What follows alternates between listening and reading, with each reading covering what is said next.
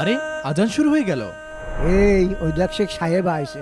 ওই সাহেব আবার প্রতিদিন 50 টাকা করে দেয়। ওই সাহেবের কাছে চাবি, তুই তো মানুষের কাছে চাতিয়ে আসিনি। আল্লাহ, তুমি ওই লোকটাকে যেমন দিয়েছো আমাকেও সামান্য কিছু দাও। এক কাজ করি, বাসাতে যাওয়ার আগে নামাজটা পড়ে আসি। সারা জীবন আল্লাহর কাছে চেয়ে যা, মানুষের কাছে কিছু চাইসনি। পাগল কোনাকার। সাহেব দাঁড়ান। হ্যাঁ চাচা। আপনি তো প্রতিদিন আমার কিছু না কিছু দেন, আজকে কিছু ভিক্ষে দেন। আরে দাদু, আপনি মানুষের কাছে চাচ্ছেন কেন? আমাদের চাওয়া তো সব আল্লাহর কাছে হওয়া উচিত। হ্যাঁ, তোর জ্ঞান তোর কাছে রাখতো।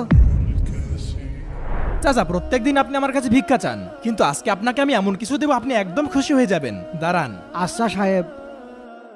এই ওই দেখ, আজকে সাহেব আমার একদম খুশি করে দেবে। আর তুই বসে আল্লাহ আল্লাহ আল্লাহ করতে থাক। কেমন হয় আমি যদি এই দুধের মধ্যে সোনার আংটি দুইটা দিয়ে দিই?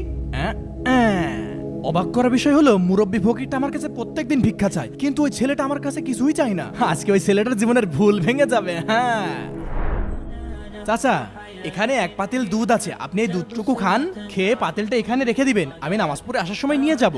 আচ্ছা ঠিক আছে। হ্যাঁ, কি সালাম আর কি দিয়ে গেল? এখন দেখছি এক পাতিল দুধ দিয়ে গেল। ঠিক আছে, এক চুমুক খেয়ে দেখি। স্বাদ নেই। এই পাগল, এই তুই এটুক ধর খেয়ে নে। দাদু, বাড়িতে আমার বোন না খেয়ে আছে, এই দুধটুকু নিয়ে গিয়ে আমার বোনের সাথে ভাগ করে খাবো। দেখ তোর যা ভালো মনে হয় তাই কর। আচ্ছা।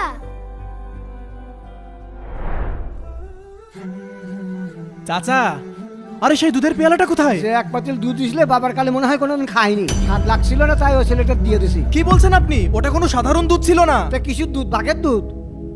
আরে চাচা, পেয়ালার মধ্যে দুইটা সোনার আংটি ছিল। দাদু তো বললো দুধ ভালো না, খেয়ে দেখি তো কেমন লাগে। আরে বাটির ভিতরে কিসের শব্দ হচ্ছে, দেখি তো। আরে এ কি? দুইটা সোনার আংটি। আল্লাহ, সারা জীবন আমি তোমার কাছেই চেয়েছি, কোনোদিন আমি মানুষের সামনে মাথা নত করিনি, তাই তুমি আমাকে হতাশ করনি। আলহামদুলিল্লাহ। আমি আজকে বুঝতে পারলাম কপাল তারই খোলে যে আল্লাহর কাছে চায়। এজন্য মানুষের কাছে মাথা নত না করে আল্লাহর কাছে চাওয়া উচিত, কারণ তার ভান্ডার থেকে কখনো ফুরায় না। আপনার উচিত শিক্ষা হয়েছে।